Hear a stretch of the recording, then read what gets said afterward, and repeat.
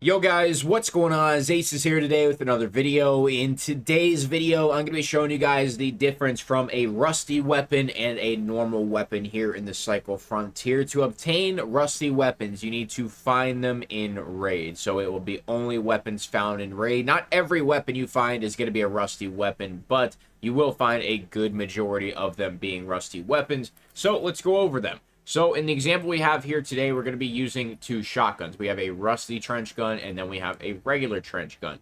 So taking a look at the regular trench gun, you guys can see that it looks normal. Everything's fine. We can go ahead and place attachments on it. It does 80 damage. It has a magazine size of 5, and the penetration is 10. So now let's go look at the rusty trench gun. So they're going to weigh the same. You're going to have the same amount of damage in this case. You're going to have the same magazine size, but your penetration is cut in half. Now, there could be weapons that are rusty that do less damage. They have a lower magazine size, and they'll do less penetration. It just depends on how beat up they are.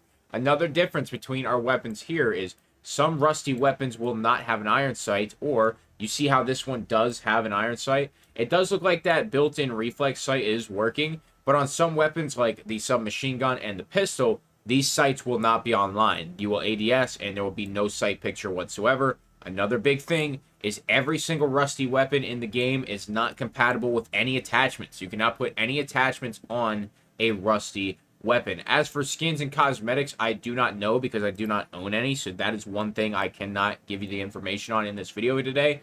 But when it comes to attachments and mods, you cannot put any on, and the stats will be varying, and you will see a very, very significant change to the cosmetics of the weapon, whether that be iron sights not even being on the gun. The SMG, for example, typically will not have any iron sights. It will just be a rail. So that is the difference between rusty weapons and normal weapons in the Cycle Frontier.